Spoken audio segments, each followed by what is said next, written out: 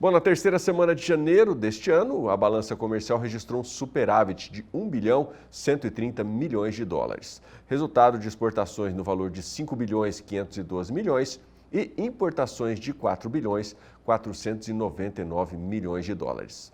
Nós vamos conferir agora como se saíram os principais produtos do agronegócio. Claro, João Pedro Cotidias continua aqui comigo para fazer uma análise desses números. João, números positivos, né? A gente está tendo aí um superávit de 1 bilhão. Para o ano passado nós fechamos com quase 99 bilhões de dólares, foi o quinto maior superávit comercial. Essa turma que está nos assistindo aí que são responsáveis. O cara que produz soja, que produz milho, produz boi, produz frango, suíno, a soma de todos esses produtos é o que segura a balança comercial brasileira. E o Brasil hoje, o mundo precisa do Brasil. Isso não é... tempos atrás saiu um editorial no jornal chinês agradecendo o Brasil por ter entrado com tantos produtos no mercado internacional e ajudado a frear a inflação de alimentos. Então, o papel do Brasil é cada vez mais estratégico. A segurança alimentar mundial passa pelo Brasil. Com certeza. Bom, vamos lá. A gente tem umas telas, então, para a gente trazer os números relacionados aí a esse último levantamento. E aí, em cima desses números, o João vai comentando aqui. Se tiver no jeito aí, já pode colocar as telas para a gente, porque aí o João vai comentando aqui desses bons números. A gente começa aí pelos bovinos, né, pela carne bovina, que nesse último levantamento registrou aí 8.780 toneladas de média diária e no acumulado 123.020 toneladas, uma alta de 20,7%. Até que os números estão se mantendo, né, João? Estão se mantendo e o mais importante é que nós temos em janeiro, você tem, normalmente é uma certa freada no mercado, o segundo semestre normalmente vende mais, mas o Brasil continua vendendo bem. Os três principais importadores de carne bovina hoje no mercado internacional são a China, Estados Unidos e Japão. China, nós temos com quase mais de 40% das importações chinesas, o Brasil está fornecendo. Então a China é um mercado bem consolidado para o Brasil. O americano, que é o segundo maior importador, ele importa carne mais barata e exporta carne de valor maior agregado. Ele consegue entrar na Europa, consegue entrar em outros países aí que compram e pagam um valor maior. Mas ele compra do Brasil carne e para fazer carne moída, fazer hambúrguer. Então o segundo maior importador nosso são os Estados Unidos. O Japão, que nós estamos com certa dificuldade de consolidar o mercado lá, em função que no passado eles tinham bloqueado o Brasil por questão da febre aftosa. Porém, nós já estamos há mais de um ano com certificado, o território todo nacional sem, mas ainda parece que o Japão ainda não aparece muito na estatística nossa. E os países muçulmanos, esses que são os grandes compradores do Brasil, né? Essa adoção desse sistema halal cada vez mais praticado por aqui também abre muitas possibilidades. Abre, e nós temos muito frigorífico habilitado para isso, né? Então você tem, além da confiabilidade, você tem muitos players, né? A China agora mesmo pode ser que habilite mais 18, 20 frigoríficos bovinos. Já estão em fase bem avançada dos trabalhos. É o nosso principal cliente, mais de 50% das exportações nossas vão para o destino no mercado chinês. Muito bom. Vamos dar sequência nos números então? Vamos trazer mais telas aí para que o João possa comentar. Agora você tem aí até a terceira semana de janeiro, foram 4.842 dólares a tonelada de carne bovina no ano passado contra 4.509 agora em 2023. Eu vou aproveitar esses números, essa queda de 6,9%, João, e perguntar para você, diante dessa importância que o nosso produto tem para o mercado internacional, principalmente para a China, nessa queda de braço entre oferta e precificação disso, não tem como o Brasil se impor um pouco mais? O Brasil precisaria fazer joint ventures com os grandes distribuidores de carne, especialmente na China, e nós enviarmos a carne já embalada, pronta, já em mandarim, tudo isso aqui. Nós estamos vendendo ainda commodities, nós tínhamos que fazer igual faz o australiano, igual faz o uruguaio. Ele agrega valor, né? Agregar valor na nossa carne. Nossa carne não perde nada para a carne da australiana ou para a carne... A carne do Uruguai é uma carne excepcional, um país que tem um pasto muito bom, consegue fazer uma carne muito boa. Mas o Brasil também. Essa carne que nós vendemos para os chineses é carne premium, é uma carne que tem pouca gordura e como o chinês não gosta de gordura, ele quer o músculo, quer proteína, porque ele usa muito para fazer os pratos chineses, que é um monte de vegetais com um pouquinho de carne bovina. Ou a geração nova, essa geração nova que aprendeu a comer em fast food, nas McDonald's da vida, viajou, andou na Europa, nos Estados Unidos, estudou fora. Essa também, ela aprendeu a comer a carne bovina já processada. E o Brasil, em qualquer espaço desse, nós temos condições muito boas de crescer e agregar valor. A carne que nós estamos vendendo para os chineses hoje é uma carne. Eles chegaram a pagar $6.500 por tonelada. Nós estamos falando hoje de um preço abaixo de $4.500. Legal. Vamos lá, trocamos a tela então. Vamos dar sequência aqui nos números dessa balança comercial, desse terceiro levantamento.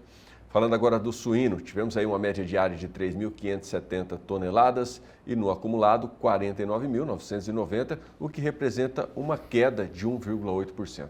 Isso já é um reflexo desse reposicionamento da China em relação à suinocultura, João? A China produziu 57 milhões de toneladas de carne suína no ano passado, 2023. E é lógico, e essa carne suína hoje, o produtor chinês está apanhando. O preço que caiu a carne lá no mercado interno chinês colocou dificuldades, porque eles fizeram investimentos pesados em termos de criar, porque eles tiveram que mudar do modelo que eles produziam mais ou menos artesanal para um modelo industrial. E eles estão hoje passando dificuldade. A carne suína caiu no mercado chinês e o Brasil a exemplo de outros produtos, a China é o principal comprador da carne nossa. Então, apesar do Brasil não ter nenhum problema sanitário, o que é muito importante nesse momento, não houve nenhum caso de peste suína africana aqui no Brasil, mesmo assim, o grande comprador nosso está reduzindo as importações em função da recuperação total da produção deles, que já que ano passado produziram 57 milhões de toneladas de carne suína. Seguimos então, vamos trocar agora a tela, a gente vai trazer mais informações. Estamos falando aí dessa terceira semana de janeiro em relação à balança comercial e a gente traz agora informações sobre o frango, que teve aí em média diária 16.650 toneladas e no acumulado 233.120 toneladas e também vem com uma queda de 5,4%. João. O frango no ano passado foi um ano excepcional, nós chegamos a exportar quase 5 milhões de toneladas de carne de aves no Brasil. E a mesma coisa acontece em relação, nesse momento há uma certa recuo, especialmente há uma indefinição, né, da questão da economia chinesa, ou você tem uma certa retração dos compradores lá. E também, o frango também, o principal destino nosso é o mercado chinês.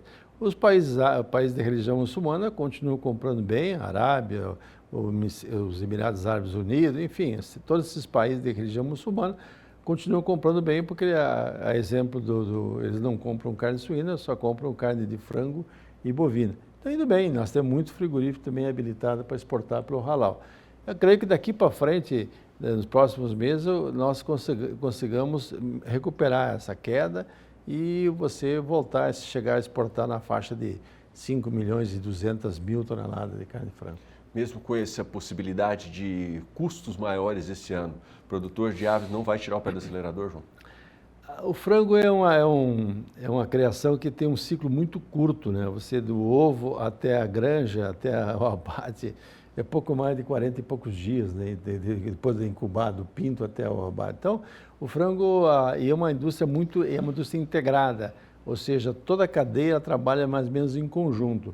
Se houver excesso e o mercado interno não absorver, o que eles fazem? Pegam os ovos no incubo, eles jogam os ovos para o mercado do consumidor direto. O mercado, há uma perspectiva de melhora daqui nos próximos 2, 3 meses, aumenta a incubação de ovos destinada à produção de pinto e o ciclo é muito rápido. Então, o setor no Brasil é muito organizado nesse aspecto, a integração funciona bem. E o Brasil tem os dois produtos que formam a maior fatia de custo do frango, que é a soja e o milho, o farelo de soja e o milho. O milho está subindo, mas tinha que haver essa recuperação de preço. O milho estava muito aquém do custo de produção. Isso aí teria que acontecer, como está acontecendo nesse momento.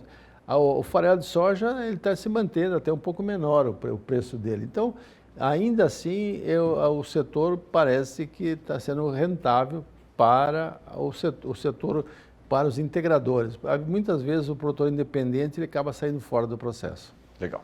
Vamos ver então a próxima tela, próximo número agora, analisando aqui esse terceiro levantamento da... A gente vê ali que tá, o verdinho não para de crescer ali. Tivemos aí, relacionados ao complexo soja, aí, 139.520 toneladas de média diária e 1.953.000 toneladas, o que representa um crescimento aí de 265,6%. Ainda não chegou nesses números a realidade do que a gente está vendo no dia a dia da produção brasileira, né, João? O Brasil exportou 101 milhões de toneladas no ano passado, 200 em 2023. Normalmente, janeiro não é um mês que o Brasil exporta muito, porque você tem ainda a safra de soja americana forte no mercado, eles têm uma logística melhor que a nossa, uma estrutura, mas também esse ano o Brasil, pelos preços que estão no mercado internacional, como diminuiu a margem, né, o prêmio negativo que nós tínhamos, ainda assim o Brasil está conseguindo manter um volume de exportação bastante razoável, que não era normal estar exportando isso, não. Prova é que o aumento aí deu 200% em relação a janeiro do ano passado. Daqui para frente, você tem a safra nova. Está atrasada? Tá, mas você tem muitos contratos feitos que o pessoal vai pagar, às vezes um prêmio um pouquinho melhor e tal. Como a situação dos portos está razoável, não tem afunilamento de navios, não tem navio pagando de estadia para o navio ficar esperando, eu creio que o próximo mês vai melhorar bastante o volume a ser exportado, já que o Brasil, apesar da quebra da safra brasileira, ele deve exportar alguma coisa mais que 80 milhões de toneladas. Hoje nós tivemos, inclusive, uma alta no CBOT de 0,96%. Então, cenário que promete ser animador. Acho que já estão olhando o número real do Brasil. O Departamento de Agricultura americano fala em 152, 153 milhões. Aparentemente, isso não vai acontecer. A média quem está colhendo é bem menor que o ano passado. Sempre ressaltando que no passado foi um ano excepcional. Esse ano está sendo excepcional do ponto de vista negativo. Bom, temos a última tabela aí para a gente falar agora dos preços do milho. Vamos ver como é que se saíram os números do milho nessa terceira semana. Tivemos aí no acumulado, na média diária, 264.790 toneladas, 3.707.000, que mostra também uma queda de 5%. O milho hoje no mercado interno está remunerando mais do que o mercado de exportação. Eu creio que esses contratos estão sendo entregues, mas daqui para frente, se não houver mudança significativa, você vai ter um preço no mercado interno superior ao preço que ele teria para colocar no porto para exportação. Hoje deve estar 230, 240 dólares free on board, em cima do navio. Esse preço, com o custo de frete para ser levado da zona produtora até o porto, o custo do porto, a situação de frete marítimo no mundo hoje que está meio complicada, instabilidade por questões de segurança, etc., o preço que se cobra hoje no mercado interno remunera mais do que o preço de exportação. Eu creio que os exportadores ainda não estão fazendo operações de washout, ou seja, de pagar para quem importou uma multa e colocar no mercado interno. Porque a situação hoje, os preços, o próprio Mato Grosso, que é o grande produtor de milho, o preço do milho no Mato Grosso está chegando ao redor de R$50 a saca. Lembrando que 90 dias atrás estava R$35, R$38.